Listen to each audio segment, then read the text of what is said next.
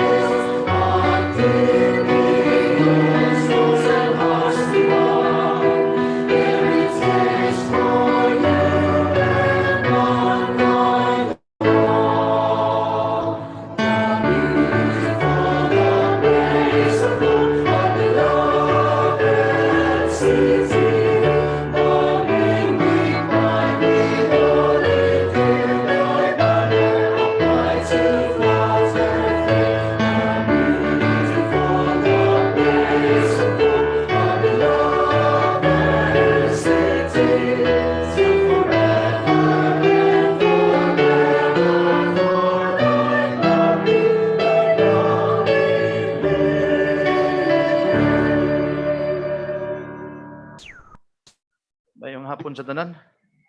All the regular members of the 19th City Council, mayong hapon, and so as to those who are present this afternoon's regular session, the 125th regular session.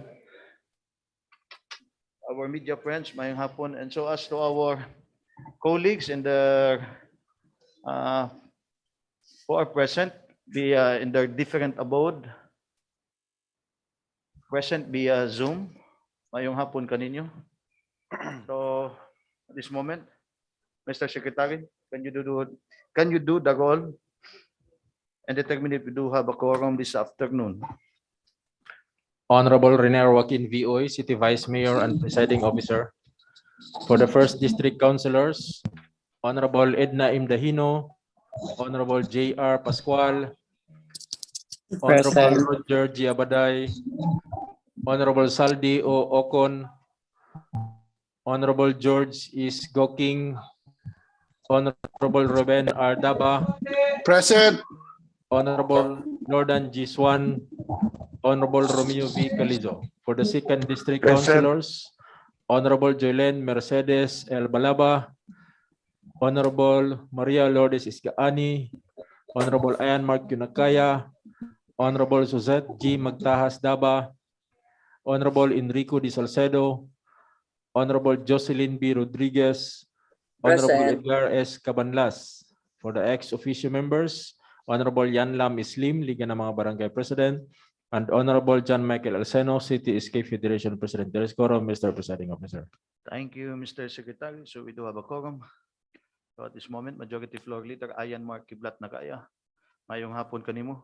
You have the floor. Mayang hapon po, Mr. Chairman, and to all our colleagues in the council, friends from the media, fellow Cagayanons, mayong hapon. I move, Mr. Chairman, to dispense with the reading of the minutes of meeting on February 21, 2022, and to consider the furnishing of its copy to every member as the reading itself.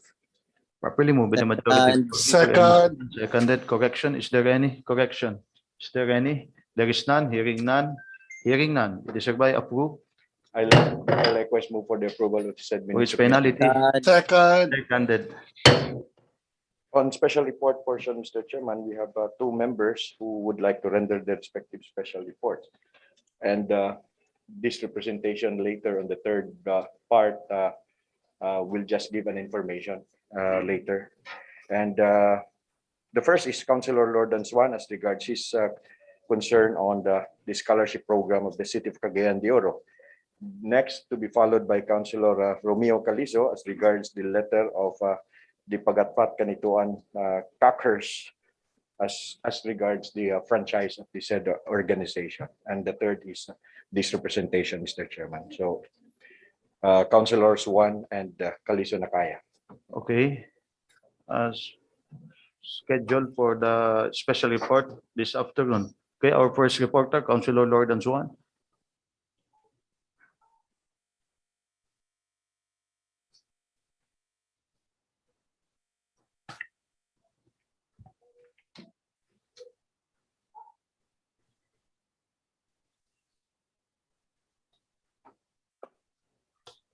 Thank you, Mr. Chair.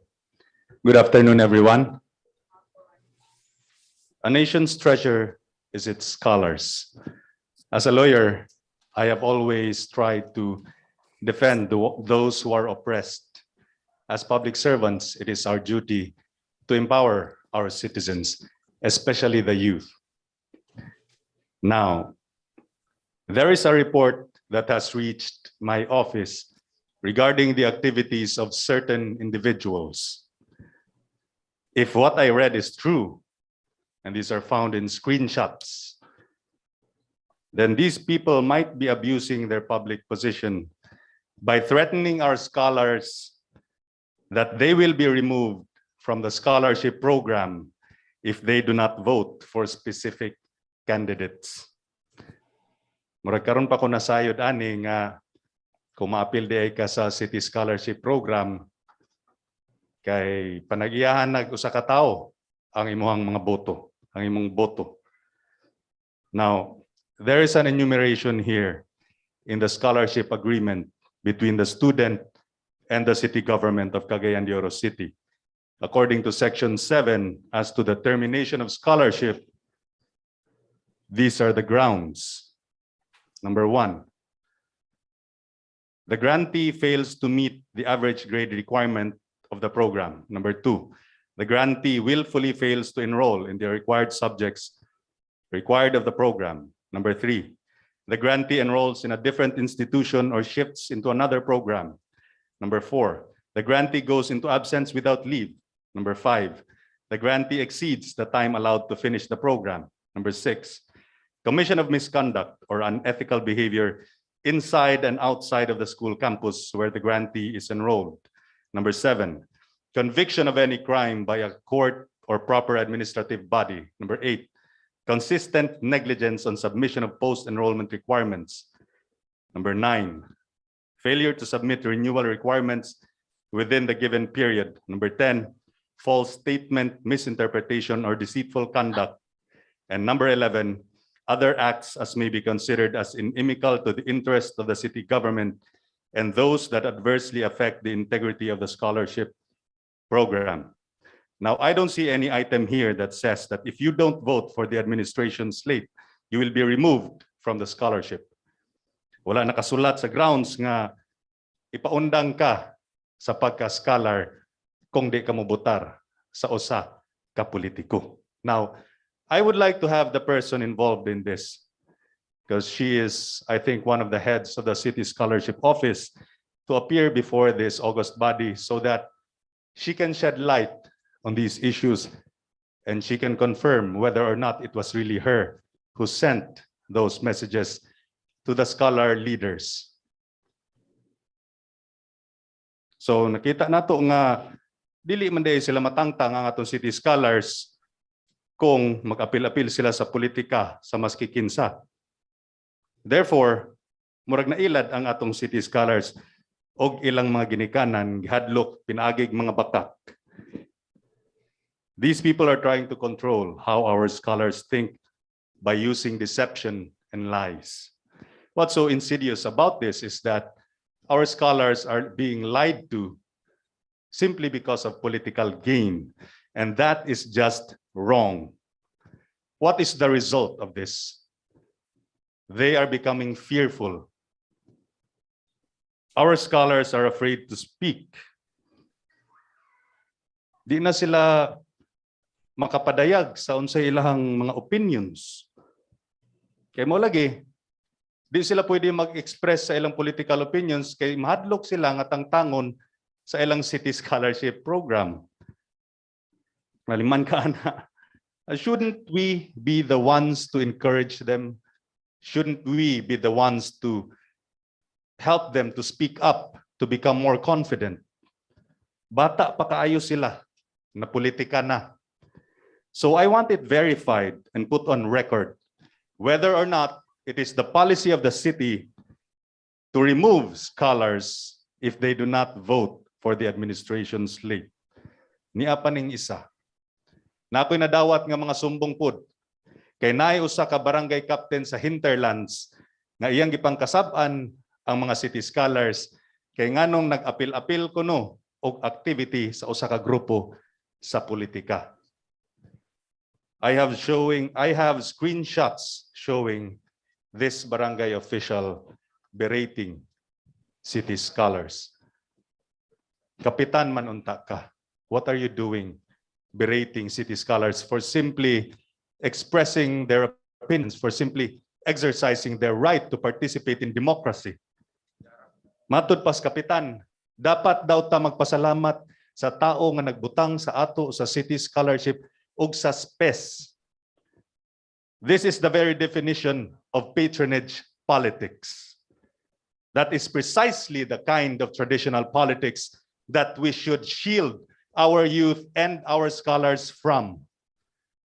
We shouldn't teach them the old ways. Otherwise, our future will be condemned to stagnation. Ang ako lang kay dili unta daog-daogon ang mga kabatanunan. Dili unta sila hadlokon. Kay nangahadlok gyud sila. Busa nga niya ko din hikaron nanghangyo sa atong city council nga klarohon nato ni. We should not tolerate this. Ang atong mga kabatanunan, let them be. Give them the freedom to choose. It is their right. They are the inheritors of Cagayan de Oro City. Now, I have been the subject of criticism in this chamber before. Okay, mao lagi daw. Sige ra ko og special report, sige criticize without offering solutions. So now I am offering my solution. We should consider making or constructing a community college. A community college is one where the building will stand even when the politicians who created it are already gone. Bahalag wala na ang mga politiko, gatindog pagihapon ang community college. Unya, ang pinaka-importante, dili ma-hostage ang atong mga scholars. Pwede sila makabutar kung maski kinsa ang ilahang gusto. Daghang salamat, maayong hapon. Okay, thank you, Councilor Lord Ansuan. But I just want to clarify it. Can you name the one that you are mentioning so that we can verify and clarify something? Who is it? Dili lang kay kuan, at least mag-clear out kung kinsa nga kapitan, kinsa pud nga Yes, Mr. Chair, I think that's fair. I am referring to Barangay Captain Nancy Aban of Tignapuluan. I have screenshots here where she said that those who joined this youth activity will be subject for cancellation from SPES and from the city scholarship. I also have another screenshot involving, I think, the head of the CSO in their group chat with the student leaders of the scholars, Ms. Richel Petalcurin. So I think it would be wise to ask them to shed light on this matter so that they can verify if it was really them in these screenshots. Pero naamang ginagsumbong sa ako So kinahanglan nato dalon dinhi sa hawanan sa konseho. Okay, thank you, Councilor Lord Ansuan. Okay, Councilor, our committee chairman on education, Councilor Suset, magtahas daba, maayong hapon kanimo. Mana. Maayong hapon sa tanan, maayong hapon to our chairman, Vice Mayor Kikang Uy, and my colleagues from the 19th City Council. Maayong hapon. Una, I would just like to ask, before I answer the statement that was released by the reporter, unsa di ay ang statement or screenshots ngayang gihawiran from the City Scholarships Office. Kayang yahang gisulti ganina sa reporter, Mr. Chairman, is ang katuramang message sa ato ang kapitan allegedly threatening the city scholars sa hinterland barangay. So I would just like to ask first kung unsa ang panghulga or statement sa head sa City Scholarships Office that might threaten the scholars from campaigning for their candidates for 2022. Okay, in addition, well, the barangay chairman or the kapitan itself is not the power to put or any recommendation or any one that, but the one who decide as a scholar is their grades. So nobody can any endorsement from or to or any barangay officials can put any member to be a scholar of the city. But the one who decide is their grades.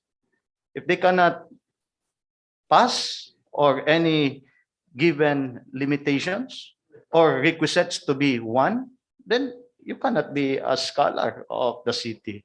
So I think, okay, but it's up to any. In addition, there is a question coming from the committee chairman, Councilor Suset Magtaas Daba, I think can be shed light for the special reporter, Councilor Lord Ansuan.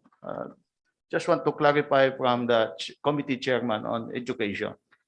I agree with the wisdom of our presiding officer that the barangay captain does not have the power to determine who becomes city scholars, nor can they remove city scholars. However, this is precisely what is wrong with the situation. Kay giilad ang atong mga scholars nang hilak in taon. Kay gihadlok man sila sa kapitan.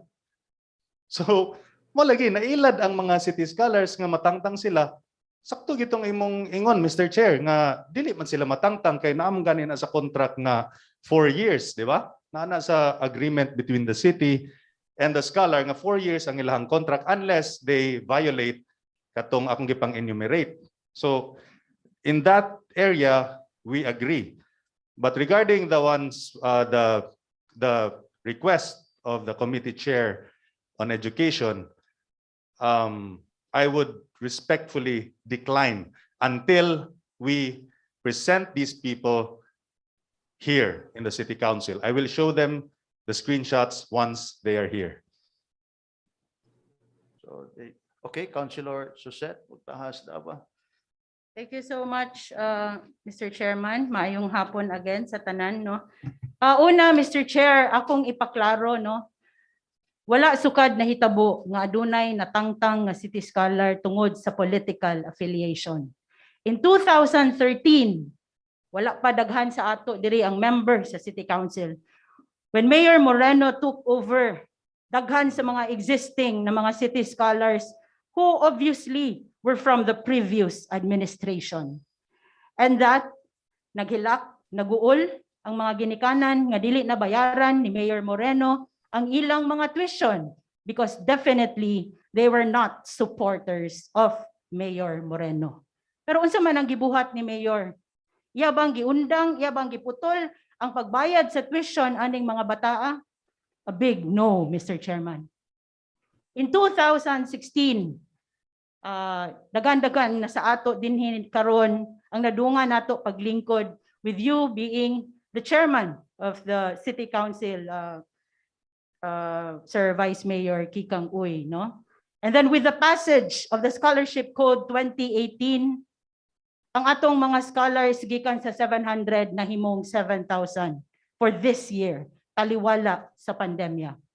Sayod ang mga scholars, Mr. Chairman, nga sa ilang pag-apply, wala sukad appeal sa requirements ug sa ilang interview nga ingnon sila botante ba mos mayor, bisi mayor, congressman.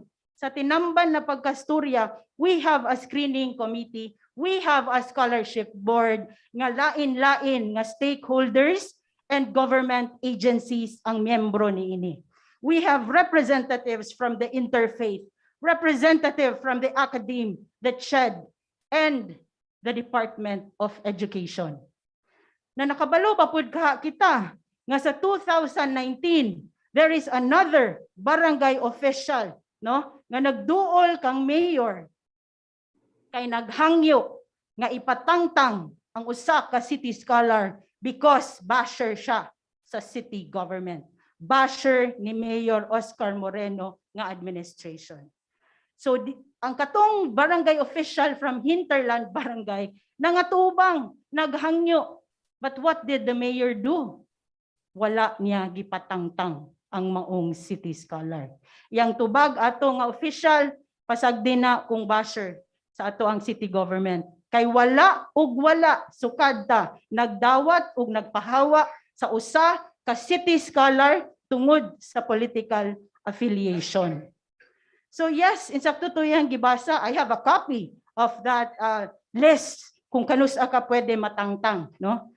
Just give me a name nga nay natangtang tungod sa political affiliation.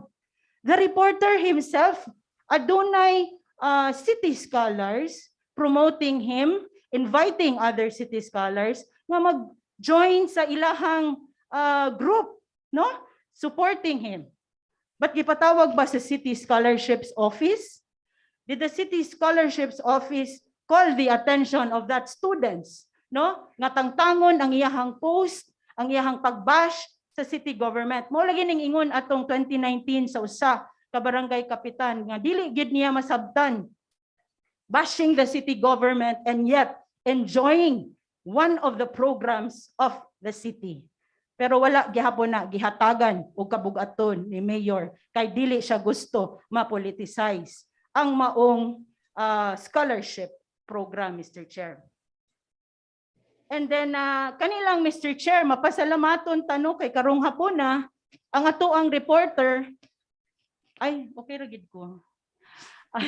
Very natural. Anyway, karong hapon na Mr. Chairman, no?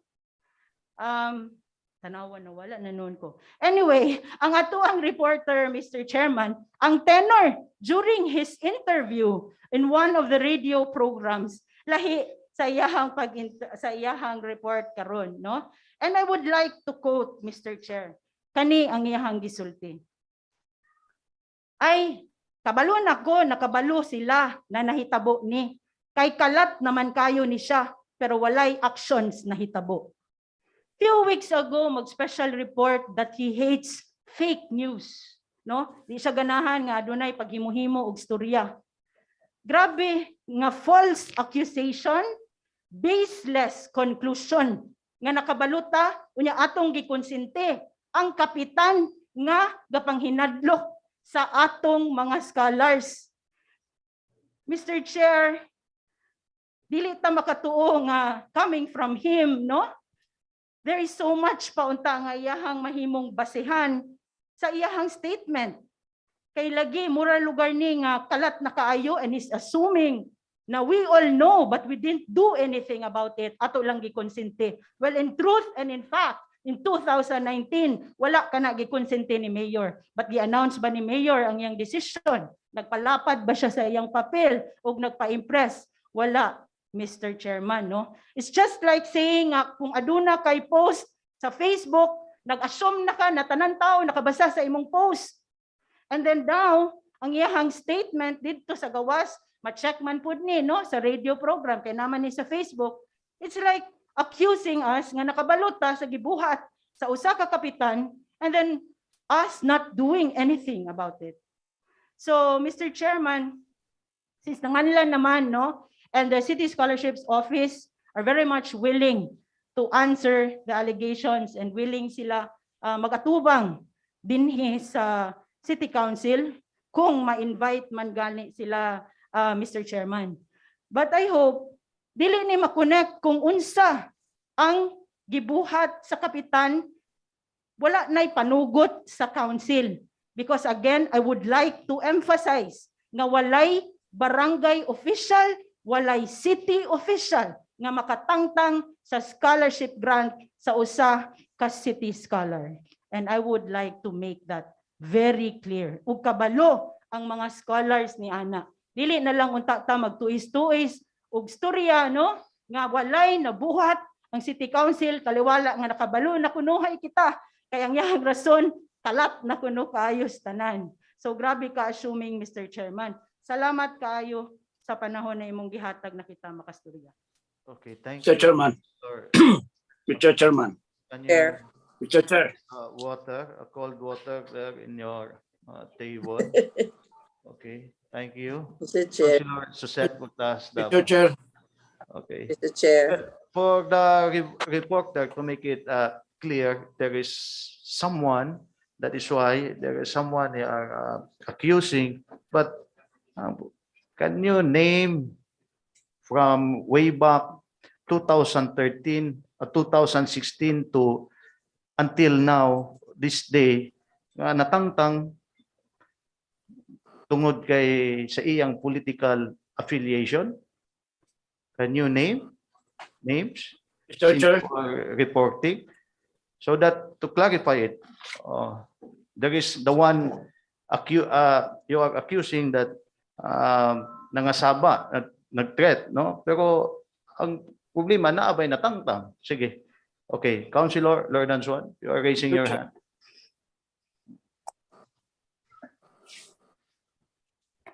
Mr. Chair, I never said anything in my report regarding kalat or unsa ba ka to. So I'm a little bit confused regarding that. It's not in my report. And regarding the question that kung naabay natangtang or not, that is precisely the reason why I am asking, nganong, where did these people get the audacity to threaten our scholars na wala man kay natangtang? So how come gainani ni sila?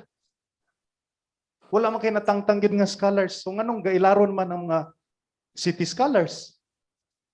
Klaro mong gyud kay diri sa kani akong gihuptan nga mga screenshots nga gihadlok og ay nang hilak in town tong mga scholars dadto. Kay giingon man gyud ang kapitan nga Tangtangon sila, subject for cancellation sa SPES ug City Scholarship, period. So, siguro tinuod na inyong giingon, malipay sa kuana nga tinuod na nga walay gitangtang based on political color, pero kinahanglan nato ni tan-awon diri sa City Council nganong makaako ni sila og ingon ani. How come they are threatening our scholars with this if not one scholar has been removed? Thank you, Councilor Juan. Okay, Mr. Councilor Chair, Mr. Chair. Jocelyn Rodriguez. Good Mr. Chair. afternoon. Good afternoon. Good afternoon, Mr. Chair. Good afternoon, fellow councilors. It is also the right of Councilor Lordan Suwan to question of this question na tinuod ba gyud sa kakapitan being a public servant and also coming from the city as being head of this scholarship. But then I am also at the same time happy that it is very clear, very precise coming from Councilor Suset Daba that wala gyud matangtang sa atong scholars. I'm happy to that. Kay ngano, whether we have different political colors, whether kinsa inyong gilabanan, karon na dunggan ninyo, mga estudyante, nga dili mo matangtang. So you have now the right to choose kinsa inyong gusto nga pilion, og because this is a right of an individual, right of a student to be educated, so you continue your plans to go to school and finish college. Ang ako, Mr. Chair, nalipay ko nga it is spoken, it was clearly spoken by Councilor Dapa nga walay matangtang ninyo atong mga pinangga nga mga estudyante dinhi sa dakbayan sa Cagayan de Oro. So hopefully we can also listen the pleas of Councilor Lordan Suwan kay iya masad ng katungod to voice out. And God willing, it is clear, it is already klaro na gyud kay ni. No political colors can terminate any student studying in the city. Thank you, Mr. Chair. Maayong hapon. Okay, thank you, Councilor Jocelyn Rodriguez. Mr. Chair. Okay, Councilor Saldi Mr. Oco. Chairman. Thank you very much, Mr. Presiding Chair. Good afternoon po sa tanan. Sa report ni Councilor Chuan, specific kayo as far as to the statement of the punong barangay Nancy Abas of Barangay Tignapuluan, and together with this Rachel Pitalcorin, that according to him as being stated by a good reporter, mga ligina nga medyo delikado kung dili butuhan ang maong kandidato. So dihat lang ta mo focus, Mr. Chair, para walay kuan. Diyan na to pangutan-on si Councilor Lordan kung maka-name ba ta sa 2013 kanus unsan tuiga na naay mga gipantanggal. Tinuod na, Mr. President, Chair, sa mga mayor, wag inay gitanggal sa una hangtod karon. Pero sa mga congressman, agyot wain taon makapadayon. Anyway, so ang issue din ipatawag si Nancy, ang kapitan, o si Pitalcorin, kay naa may record ni Councilor Chuan. Pero maulagi na, di man makatanggal ang kapitan, bisag kinsa ka kapitan, di makatanggal, pero inumduman ba yan na to, powerful ba yung kapitan? Mayor ba yan na siyang barangay? Kung unsa iyang dispanulti niya, kahadlukan ba yan na? Mayor ba yan na siyang barangay? Natural na ikahadlok ang atong mga estudyante ni Ana, Mr. Chairman. And we should not permit this kind of statement. Kung tinuod, kining statement ni Kapitan Nancy, we have to correct this, Mr. Chairman. Otherwise, she is accountable for that.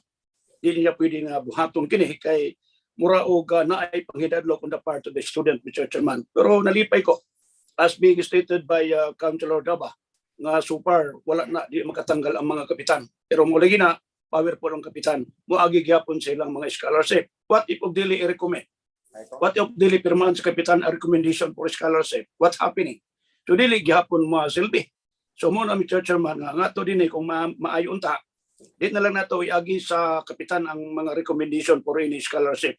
Mo direkto na kita sila sa atong head sa scholar dinhi sa atong siyudad sa Cagayan de Oro, and let us everybody set aside the power of the barangay chairman to come into this matter, Mr. Chairman, to avoid politicizing. Thank you very much. Okay, thank you, Councilor Saldi Okon. Okay, Councilor Suset Magtahas Daba, our committee chairman on education. Yes, salamat kaayo Mr. Chairman. Ang tanan aplikante sa atong mga scholarship program nga gusto mo avail sa ato ang programa sa edukasyon, dili mo agi sa kapitan. Walay rekomendasyon sa kapitan, ma-administration mga kapitan or opposition, dili kinahanglan nga mag-recommend ang kinsa nga barangay official or city official para ikaw madawat. Adunay proseso, no? Na ay online application, which by the way, March 11 rataman ang online application para sa mga graduating grade 12 students. Other than that, kung mulapas ang March 11, dili na madawat ang ilahang mga requirements o ang ilahang mga dili na sila ma-interview. So mo gining giiwasan, Mr. Chair, that's why the members of the scholarship board are the stakeholders and not only the councilor and the mayor. So Mr. Chairman, if I may, since it was wala man na giangkon lugar, no, I would just like to play a short clip of the interview nga nahitabo sa weekend. So, here, mubo lang. Sa atong youth, kaning sa education po. So dapat sila kabalo na sila. Ay, kabalo na ko, kabalo na sila na nahitabo ni kay kalap na mag-ID siya. Pero wala actions na nahitabo. So nagsulti gid siya, nakalat naman kaayo ni siya, pero wala gyapon actions na hitabo. So that is what I'm talking about, Mr. Chairman. And I don't deliver a message nga wala ko'y basehan, no? Wala ko'y kopya. So maulang na siya, Mr. Chairman, ang ato lang unta nga pag-abot diri, okay kayo atong presentation, pero pag-abot sa gawas, lahi na po dayon. So salamat ug maayong hapon. Okay, thank you, Councilor Suset Magtahas Daba. Okay, Councilor Enrico Salcedo.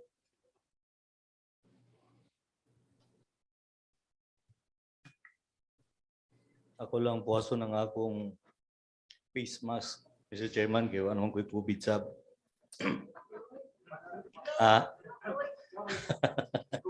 Ito, Mr. Chairman, salamat kayo. Salamat ko kang Councilor Lordonson kay manay tsakto kung nagsay makita sa gawas ato'y special report dili lang sa radyo kutob, Mr. Chairman.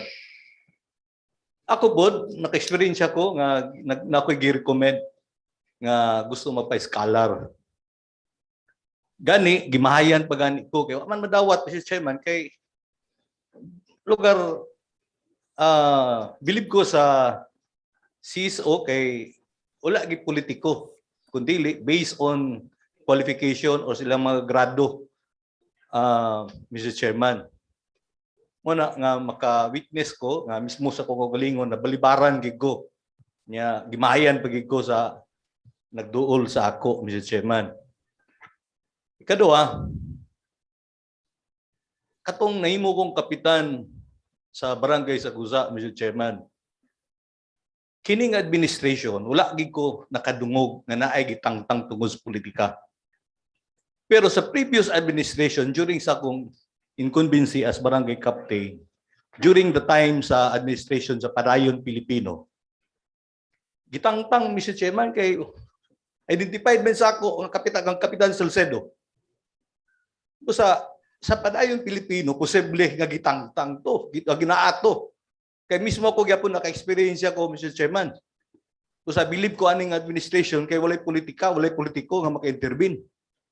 Pero sa Padayon Pilipino, subon ako, pag naakagani sa pikas, sigurado gyud ko tangtang ka panaw sa Padayon Pilipino, Mr. Chairman. Thank you.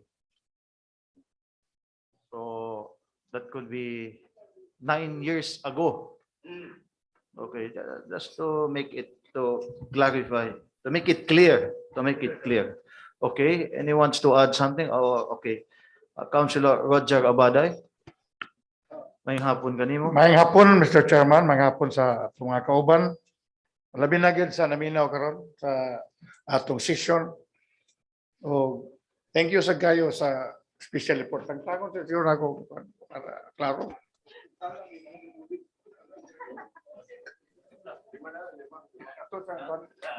Disinfect sa ni magyatag akong kausal ka banla. Okay. Jokingly aside, Mr. Chairman. Salamat sa special reporter, no? He attested he was a lawyer. Dapat ngutan ako, na-meet ba ninyang mga scholars? Kanina nga nanghadlok, iya ba nang gipang-interview? Iya ba nang gihinabi? Or the barangay captain himself, iya ba nang interview, na validate ba niya ang kining statement sa barangay captain? Kay, you know, we are now in the politics season. Diba? Everybody is entitled to its expression. Kasi expression na sa barangay captain. Diba? The all camps now are offering tanan ka pangulitaw sa every group, including the scholar group. And in fact, we are been invited to several workshops and meetings of the various scholars, but we did not politicize, but we only introduce our programs, the importance of these programs, how they will enjoy their, how will they will keep their privilege being scholars.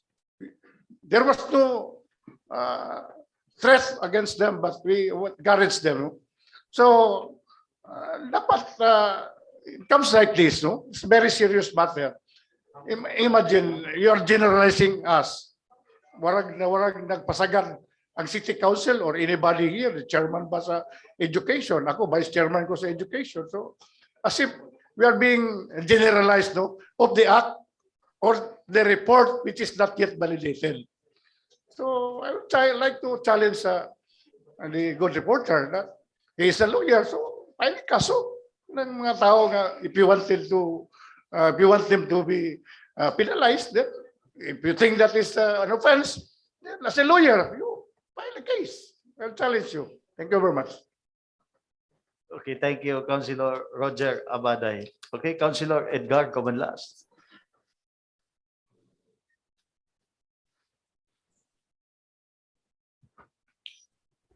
Just a 2-cent opinion on this controversy, Mr. Chairman.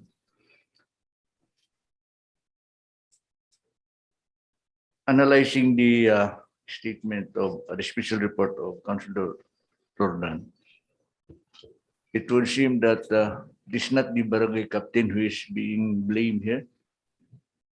It is the entire administration, and that would include us. It would seem that the policy of politics is our doing. So we are now being tainted with wrong impression because of that statement. Now we have to correct that because binasayon na lang kung atong imbestigaw ng kapitan sa iyang statement, okay kaya na siya. Pero ang iyang preliminary statements and the conclusions made, mura makita ang tingon nga. ikaw misalan. Basta nadakip namin ko. Kaya ningon man siya nga, ishield na to ang sa politika. Now there is a principle in law, in Latin, which says res inter alios acta. The statement of one cannot affect the other. Lugar ang pasabot kung kay nag-ingon si kapitan nga ipaundang niya, batangtat yung insulting, ipaundang niya mga scholars kung dili mo butar sa administration candidates. So, ang pasabot lugar na ng statement nga, amo sa lugar ka ng statement. So, ihaplas lugar ni mo ang gisulti ni kapitan, kang mayor, kang vice mayor, and everybody. So, ato nang bantayan kay makadaot mo na kayo sa pagtanaw sa mga tao. So, may kabulusan, nanangin ba itong kapitan ng musulti ato? Did we authorize the barangay captain to say that? And it would seem nga, with that statement, nga palisyan ini nga administrasyon, ang abuso sa iyang katungdanan. Force people to vote even against their will for us because they are recipients of some programs that the city government is offering. Now, I would like to tell Councilor Swan, I've been the chairman of the committee on the chairman of the task force, emancipation. And the records will show that we have around 2,000 titles that were already received and issued by the piso-piso beneficiaries. Now, if you look back of the history of this program, who are these piso-piso beneficiaries? These are the beneficiaries of our relocation sites that were created by Mayor Dunco Imano before. They were all 90% kana ng mga tao. Sila. But despite the fact that they were on the other side of the fence in politics, we started a program of granting and giving them the titles. So, wala matali politika na tingali wala matali kadungog sukad nga naay usa ka kining beneficiary sa titulo diya nga among gingnan nga di ka mobutar ni Moreno nobot-ibot. And precisely Mr. Chairman, because of that principle of cutting off that link between City Hall and the recipients of these titles under the piso-piso program, we received the Galing Folk Award. Nga, kining nga programa walay politika. So ayaw in town ihaplas katong sulti sa usa ka tawo against us kay history and the experience and records will show nga we never did that. Wala misukad ng daog sa among mga tao, sa mga tao nga among natabangan. Nining administrasyon. Wala gyud. Ganina sa buntag ng hatag titulo, did we announce nga di mong butar na mo? Did we say that? Never. So with that policy, this is the same policy that we are practicing in granting this scholarship program. So, hangyo lang ko nga, kung unsa katong gisulti ni Kapitan, ay isa pala sa amo. Kay, madalahin mo sa, mingon na sa nga, mingon na, debi ko na mingon na mo dito nga, kana diyan, ang hinadlok, nutuon na dahin ta. I'm not saying this nga, kining, walay basis, kaya ang sa general statement na ko ni Councilor Swan, mura kita bitaw ang salaan nga atong gi-authorize sa Kapitan to seal those statement. Dili ya, wala gyud ba, may kibalo sa gamay. So, and the records, track records nini nga gobyerno, wala nagbuhat anak. Thank you very much. And thank you, Councilor Swan, for the report. Okay, thank you, Chair, Councilor Edgar Cabatas. Habol, Mr. Chair. Mr. Okay, Chairman. Councilor Saldi Ocon. Salamat, Mr. Chair. Sa akong observation, simple lang kayo ang report ni Councilor Lordan Swan, pero taas na kayo. Ang tubag. Kita ba tig panalipod ni Kapitana Nancy o tig panalipod ta sa katawhan? Muna itong pangutana. Ang report ni Councilor Lordan Swan sa akong pagpaminaw, wala mang giakusahan, Mr. Chairman, kung gipananggal bang mga scholars, wala. Wala man maging siya nga nung gipananggal unsa diha.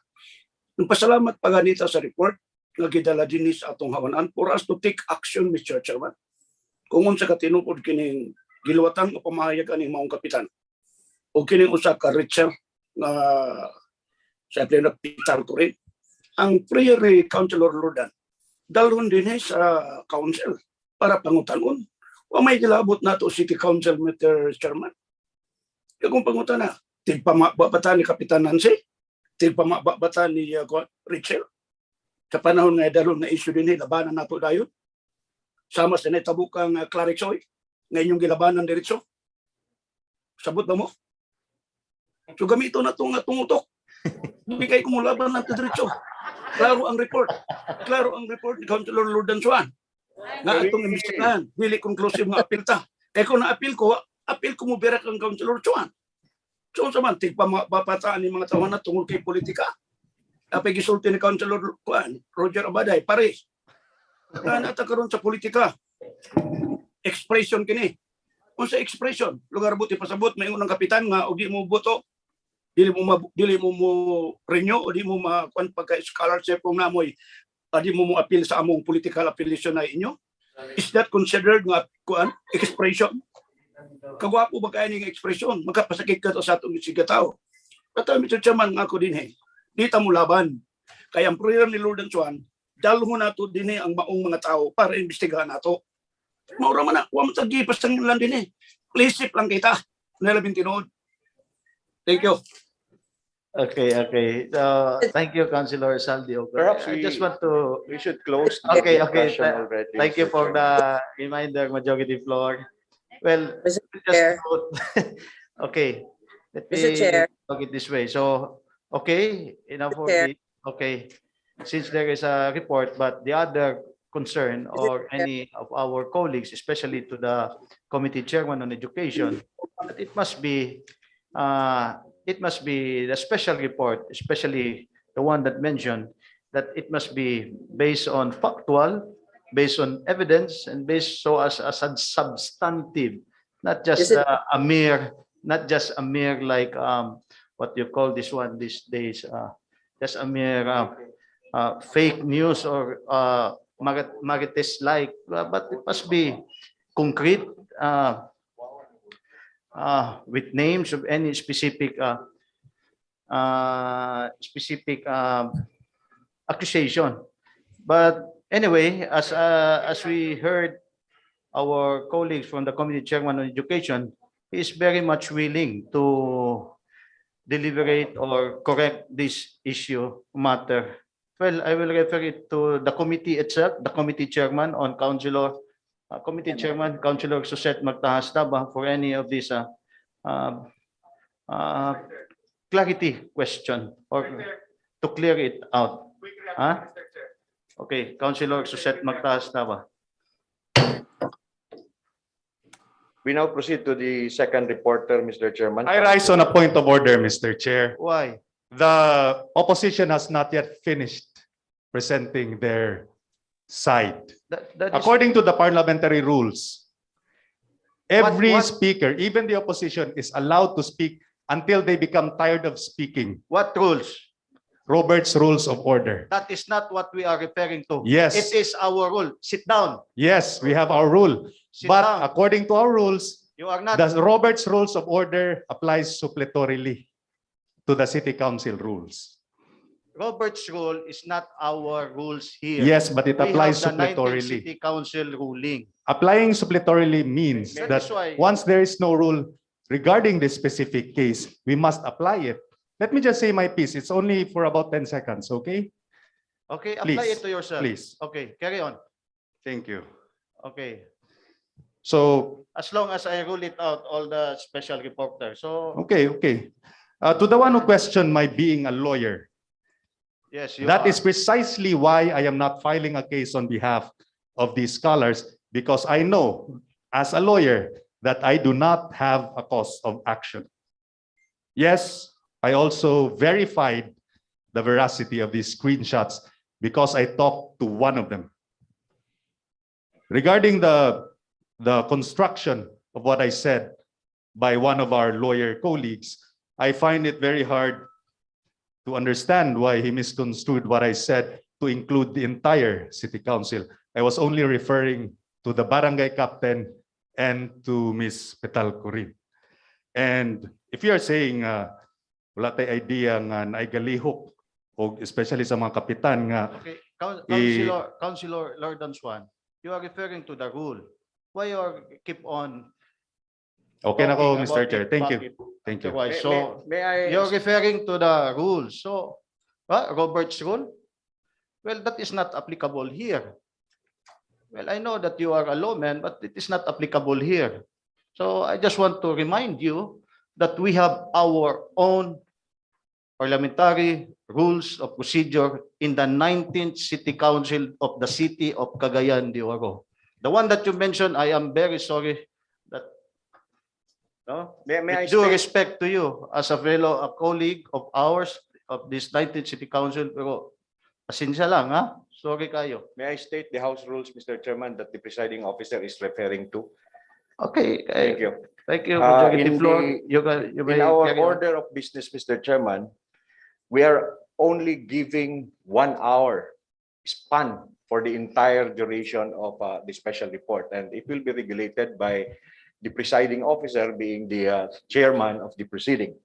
And every reporter is only given 10 minutes, including the reaction. Considering that we have 3 special reports, it would be up to the presiding officer to determine whether or not all the 3 reporters and subsequent discussions will be within the 1 hour period, Mr. Chairman. And even in the first special report, Mr. Chairman, it's already exhausting because it has passed more than 50 minutes already.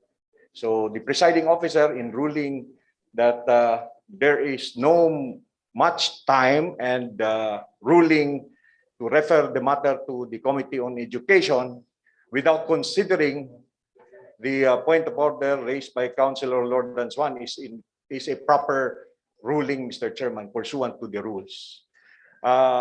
As regards the Robert's Rule of Order, Mr. Chairman, it's suppletory.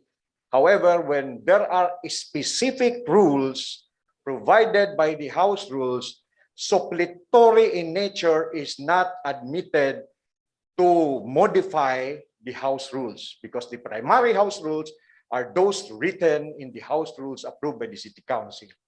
So sorry to state that the demand of time and the raise of point of order is not proper. So Thank you, Majority, for the explanation. I think it is very clear to accept our fellow colleagues. Isip kayo, di ta gusto mga saba o labi na isa ka abogado, di ato gusto. Labi na membro sa 19th City Council, but I am very sorry. That is not allowed. It's not, it is a violation of our rules here in the 19th City Council. We do have our own rules of the 19th City Council. Then that is why we are adhered to.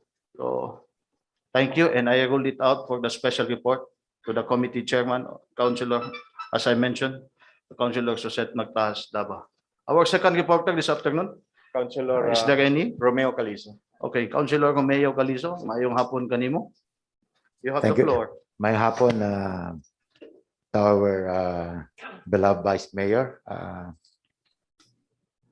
Good afternoon. Just the same to my colleagues and to everybody. There's no worry about my special report, Mr. Chairman, because it's just very short, and I'm sure it will not entail a lengthy discussion. It's just about a concern of some cockfighting aficionados. And they want me, it so happened that they addressed the letter to me, and they requested me to bring the concern before the 19th City Council. And if I may be allowed to read, Mr. Chairman, I'll just read the letter. And it's a short letter. And I quote, "Dear Sir, I am writing your good office regarding the veto letter of Mayor Oscar S. Moreno, dated January 4, 2022, on Ordinance Number 14212-2021, entitled An Ordinance Renewing the Franchise Granted to the Kanituan Pagatpat Cockers Association, represented by its president, Mr. Isagani P. Ligaspi, Pagatpat Cockpit Arena, located at Zone 2, Lunas, Barangay Pagatpat, this city, under Ordinance Number 13432-2018, for another 3 years, subject to the terms and conditions imposed therein. We understand your concerns regarding implementing protocols to control the spread of COVID-19, and we strongly support your actions. However, the reason for our application for clarificatory purposes of franchise renewal is solely for the purpose of processing our business permit and not resumption of our operations. We assure your good end that we will operate only upon the approval of our Honorable Mayor in accordance with IATF regulations. I hope that you favorably consider our request for franchise renewal. Thank you very much and more power. Sincerely yours, Isagani Piligasti, President. Mr. Chairman, there's a very simple request of our this caucus association, because somehow along the way there might be a misunderstanding that what they're asking is the resumption of operations. But in the letter of the president, they're only requesting renewal of the franchise so that they can go ahead with the application for business permit. I think there's nothing wrong about this, Mr. Chairman. So I gave the president just 2 bits of advice. First, they may directly write our local chief executive, Mayor Moreno, a letter, or I may refer this matter before the Committee on Games and Amusement so that the matter will be reviewed and be given the appropriate action, Mr. Chairman. Thank you very much. Mr. Chairman. Mr. Chairman. Okay, thank you, Councilor Romeo Calizo, for special Chair. report. Okay, any comment? Mr. Chair. Councilor Saldi Okon, you have the floor. Siguro, salamat, Mr. Chair. Thank you. Sa panahon na ito karon, left up naman ang level 1 naman siguro ganita. Siguro panahon na po ni Mr. Chairman nga maginahinay na punta. Nga i-open na nato ang tanan nga sanga sa pultahan. Sa natad sa bisag unsang matang sa ekonomiya. Provided lang in condition nga ingatan nato. Siguro I for one, I support the special report of good Councilor Calizo to refer this to the proper committee for immediate renewal and operation of their business, Mr. Presiding Chair. Thank you. Okay, thank you, Councilor Saldi Okon. Okay, any other wants to, in addition, As the suggested, special Mr. Chairman, reporter? as suggested and Okay, recommended by the suggested, okay. reporter and Councilor Zaldi. Okay, thank you, Majority Floor Leader. Okay, as requested by the good reporter, Councilor Romeo Calizo, it must be referred to the Committee Chairman on Games and Amusement, chaired by Councilor Roger Abaday, for such any renewal license or for the continued operation of this cockfighting field or arena. So, Councilor Roger Abaday. Okay. Our third reporter, is there any? Just an information, Mr. Chairman. Majority Floor Leader, our third reporter. Thank you. Senator Aquilino Martin Coco Pimentel III has invited us to the inauguration of the Cagayan de Oro Community Amphitheater.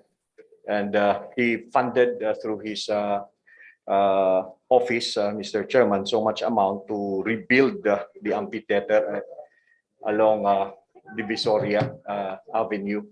So it's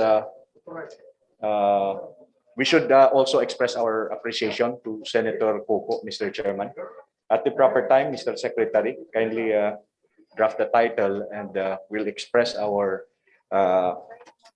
appreciation to Senator Pimentel. That's all. Thank you. Mr. Chair. Thank you, Majority Floor Leader. At the proper time. Mr. Okay, Chair, okay, Councilor Saldi Okon. if I may to the Mr. Chairman, we will also include the letter of appreciation also addressed to Senator Mig Subiri also, Mr. Chairman. Because being the chairman of Engineering and Public Works, the good councilor, Senator Mig Subiri, naghatag og 300 million pesos, Mr. Chair, for the immediate constructions of Kalakala River Control sa dapit nila ni Councilor Edgar Cabanlas, Mr. Chair. Thank you. Okay, thank you, Councilor Saldi Open.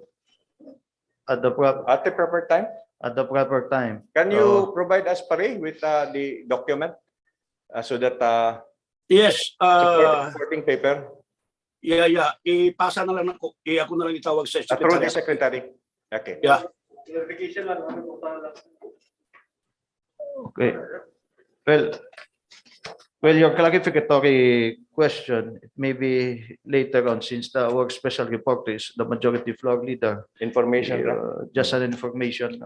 Well, at the proper time for that resolution, such for addressing to our good senator, Coco Pimentel, and so as Senator Juan Miguel Subiri. So at the proper time. Anyone's okay. That's good. That's good. Okay. Thank you for a good special report, majority floor leader. Thank you, At the Mr. proper time, Chairman. we will be passing such resolution. At this moment, our agenda, our orders of the day, majority floor. Thank You you, may now proceed. Mr. Chairman. Omnibus motion for items 1, 2, 3, Mr. Chairman, having the same subject matter. One is proposed resolution number 2022-55, returning to the Barangay Council of Barangay Balubal, the city, its ordinance number 0010 of 2022. Two, proposed resolution number 2022-56, returning to the Barangay Council of Barangay Cugman, the city, its ordinance number 001 series of 2022. Three, proposed resolution number 2022-57, returning to the Barangay Council of Barangay Pagatpat, the city, its ordinance number 001 series of 2022, covering the respective annual budgets for calendar year 2022 with estimated incomes with the information that said ordinances are operative in their entirety. Move for the approval of items 1, 2, 3, Mr. Chairman. Properly moved by the majority floor leader. Any second? Seconded. Objection? Second. Is there any? Seconded. Objection? Is there any? Objection? None. Hearing none. Hearing none. Resolution number 2022-5 is hereby approved. Move to dispense second and final reading. Which finality? Second. Seconded. Number 4, Mr. Chairman, is proposed resolution number 2022-58, commending Mr. Rumnik P. Galaora, job order employee, administrative aid 1 of Cogon Public Market, for his highly commendable act of honesty by returning on 3 separate occasions lost wallets with cash to the rightful owners that he found at the Cogon Public Market. Move for its approval, Mr. Chairman. Move. Second. Objection? None. Hearing none. Resolution number 2022-56 is hereby approved. Move to dispense second final reading. Which finality? Seconded. Second. Number 5 is proposed ordinance number 2022-21, authorizing the Honorable City Mayor Oscar S. Moreno to enter into and sign the memorandum of agreement with MOA, with the Philippine Statistics Authority, PSA, represented by Ms. Janet C. Aves, officer in charge, PSA Regional Office 10, and with the Department of Interior and Local Government, represented by its Regional Director Arnel M. Agabi, CISO 3, covering the collaboration of the parties in the implementation of the Community-Based Monitoring System, CBMS, in the city of Cagayan de Oro under terms and conditions stipulated therein. Thank you, Councilor Joylyn Mercedes Balaba. Move for its approval, Mr. Chairman. Properly moved by the majority floor leader. Second. Seconded. Objection? Objection? None. Hearing none. Resolution number 2022-57 is hereby approved. Move to dispense second and final reading. Dispense with which finality? Second. Seconded. Number 5 is proposed.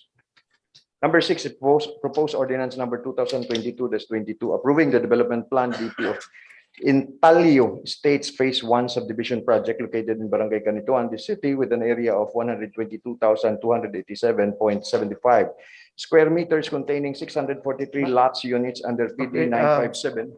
Excuse me, majority floor. That is could be item number 6, and we are approving for item number 3. No, we are already number 6, Mr. Chair. Okay. Okay, I'm very sorry. Well, it's my fault. For lacking, well, for formality, since it already proposed, as our rule. 1, 2, 3. Yes, for that, for our omnibus proposal then, and I did not mention resolution number 2022-57, I mentioned. Resolution number 22-58. I did not mention. That is why. So, for correction, for just a formality, properly moved and seconded. So, objection? None? So, it is already approved. It is approved. The same with the motion to dispense with second final reading. For its finality and seconded. Okay, Number 6, Mr. Chairman. number 6. Proposed ordinance number 2022-22 approving the development plan DP of Italio. States Phase 1 subdivision project located in Barangay Canituan, the city with an area of 122,287.75 square meters containing 16643 lots units under PD 957 as applied for by the Com Magnum Properties Incorporated, represented by its department head engineer Jericho G. Lorenzo, subject to the conditions imposed by the City Engineering Office, City Housing and Urban Development Department, and the City Housing Board. Move for its approval, Mr. Chairman. Properly moved by the majority floor leader. Second. In second, seconded. Objection, is there any? Objection. Ordinance? Ordinance. Ordinance number 2022-22. Since there is no objection of the roll, it is hereby approved. Move to dispense second final reading. Dispense with penalty. Second. Number 7 is proposed ordinance number 2022-23, extending the deadline of the period for the renewal of business license or permit in the city's public markets to March 31, 2022. Move for its approval, Mr. Chairman. Properly moved by the majority floor leader. Second. Seconded. Objection? None. Hearing none. Ordinance number 2022-23. It's hereby approved. Move to dispense second final reading. Dispense with its penalty. Second. We have for inclusion as items 8A, B, 9A, B, 10, 11, Mr. Chairman. Move for their inclusion. For inclusion, any second? Seconded. Second. Carry on, majority floor. 8A and B, omnibus motion. A is proposed ordinance number 2022-24, authorizing the city mayor, Oscar S. Moreno, to sign the deed of donation executed by Xavier University Ateneo de Cagayan, represented by its president, Father Mars P. Tan, SJ, covering its donation in favor of the city government of Cagayan de Oro of portion of a parcel of land under TCP number T-66572 with an area of 29,533.36 square meters located in Upper Puerto de City for use as relocation and resettlement site for qualified informal settlers under the terms and conditions stipulated therein. And B, proposed ordinance number 2022-25, authorizing the city mayor, Oscar S. Moreno, birthday boy, enter and sign the memorandum of agreement, MOA, with the Xavier University Ateneo de Cagayan, represented by its president, Father Mars P. Tan, SJ, covering the collaboration of the parties in the validation and finalization of beneficiaries of the lot donated by the latter in favor of the city government of Cagayan de Oro for qualified informal settlers under the terms and conditions stipulated therein. Move for the approval of items 8A and B, Mr. Chairman. Properly moved by the majority floor Second. and seconded. Objection? Objection. From the omnibus motion for A and B, ordinance number 2022-24, ordinance number 2022-25, properly moved and seconded. No objection? No objection. It is hereby approved. Move to dispense second final reading. For its finality, Second. seconded. And omnibus motion for 9A and B, Mr. Chairman. A is proposed ordinance number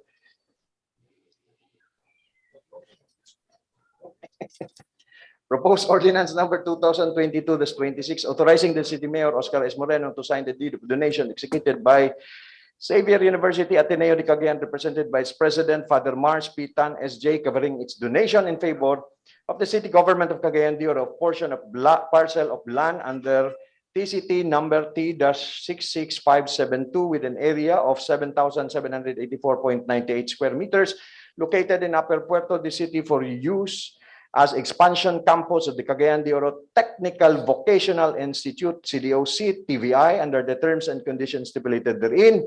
And B, proposed ordinance number 2022-27, authorizing the City Mayor, Oscar S. Moreno, to enter into and sign the memorandum of agreement with A, Xavier University Ateneo de Cagayan, represented by its president, Father Mars P. Tans, SJ. B, Department of Education, represented by its school's division superintendent, Dr. Cherry May L. Limbaco Reyes. Uy, ano na siya? C, Barangay Local Government Unit of Puerto, represented by its punong barangay, Honorable Christian Rustico. Ay, Rustico rin siya. M. Atchas, covering the collaboration of the parties in the establishment of senior high school building at Xavier University, the donated property intended for the expansion campus of the Cagayan de Oro City Technical Vocational Institute, CDO, CTVI, under the terms and conditions stipulated therein. Move for its approval, Mr. Chairman. Properly moved by the majority floor leader. Second. Seconded. Omnibus ordinance proposal coming from the majority floor leader, properly moved and seconded. Objection? Is there any objection? None. Hearing none. Ordinance number 2022-26. Ordinance number 2022-27 is hereby approved. Dispense second final reading. Dispense. Seconded. Number 10 is proposed resolution number 2022-59, expressing the 19th City Council's sorrow and profound condolence for the untimely demise of Mrs. Merlin Y. Velez, wife of Punong Barangay Raleigh Velez of Barangay number 7, the city. Move for its approval, Mr. Chairman. Properly moved by the Second. majority floor leader. Seconded. As mentioned, okay. Resolution number 2022-59. No objection? Hearing no objection, it is hereby approved. Move to dispense second final reading. So its finality. Second. Seconded. 11 is proposed resolution number 2022-60, expressing the city government of Cagayan de Oro's gratitude and appreciation to Honorable Senator Aquilino Martin Poco Pimentel III for allocating funds for the redevelopment of the Divisoria Park. This city. Amphitheater. Isulod ng amphitheater. Subject to styling, Mr. Chairman, move for its approval. Properly moved. Okay. Properly moved the majority floor leader. Any second? Seconded. Okay. Councilor Enrico Salcedo, you have the floor. Salamat, Mr. Chairman. Pwede lang kung gitsay mo tubag ani, Mr. Chairman. Ngano to ning giguba ning amphitheater kaniya to, Mr. Chairman? Kay during the time manis padayon Pilipino ang administration. Alagi padayon Pilipino. Kay ako na kita magud ani, Mr. Chairman, nga murag kusik-kusik tas kwarta na to. Sayang kay to sa una ba nga karaan to nga amphitheater. Wala nga siguro kung isa'y makatubag anong sa inungdan anong guba to panahon sa padayon Pilipino, Mr. Chairman. Thank you. Okay, thank you, Councilor Enrico Salcedo. So you are addressing to Padayon Filipino. So who is the member of the Padayon Filipino here? Mr. Chair. Mr. Chair. Okay, Councilor Jocelyn Rodriguez. Wapo kayo na nga question, Mr. Chair. You can ask Councilor Ayan Mark Nakaya. He used to be Padayon Filipino. Thank you. Thank you, Mr. Chair. Okay. Thank you, Councilor Jocelyn Rodriguez. May I answer the question, Mr. Chairman? Okay. I hope Councilor Jocelyn Rodriguez is not abdicating her membership to the multi-party that she is in right now, together with Padayon Filipino.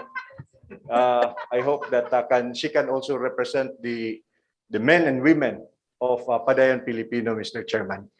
So considering that the question being raised by Councilor Cabanlas has something to do with the history of Cagayan de Oro, I mean Councilor Salcedo, we should refer the matter to the former mayor who then decided to make a ramp in the amphitheater. I guess that was the issue in 2019 when our vice mayor. At any rate, good to know that Councilor Bebot Rodriguez is laughing of her own question. So, because from the standpoint of the majority leader, she is one among the three parties that she should represent. So the motion, Mr. Chairman, is for the approval. Mr. Chair. And seconded. Okay, Mr. thank you. Mr. Chairman. Properly moved and seconded for Mr. Chair. there is a pending Mr. Chair. apa? May I be allowed, Mr. Chair? Okay, who is that? May I know is wants to add something? Okay, there is a pending motion. Properly Thank you. moved. Thank you, Okay, Mr. Councilor Saldiocon. Yeah, thank you, Mr. Presiding Chair. Well, as far as to the query of good Councilor Enrico Salcido, who can answer about his query, no need to answer that, Mr. Chairman, because I know Councilor Eric is very knowledgeable about that. Kasi nalay gusto niya ipagsabong. Humana na, Mr. Chairman. Game over na. Bilang na to, labtan to humana. Kaya nagsatsabag ko, Mr. Chairman. Let's move on. Thank you. Okay, thank you, Councilor. Thank you, Councilor Saldiocon. Well, majority floor leader is, I think, you are a NUP. We are a member for NUP. We are not a Padayon Filipino anymore. So, Okay. so there is a pending motion. Properly moved and seconded. Any objection? Objection? None. Resolution number 2022, the 6-0, subject for styling. Our Secretary, Arturo de San Miguel. Objection? None. Hearing none. It is hereby approved. Move to dispense second final reading. For its finality and seconded. Well, anyway, that question of Councilor Enrico Salcedo is not an objection after all. So He's not objecting, Mr. Chairman. it is ready approved. Mangutana unta ko kang Councilor Bebot kung kauban pa ba sila sa Padayon Pilipino karon. Anyway, move to adjourn, Mr. Chairman.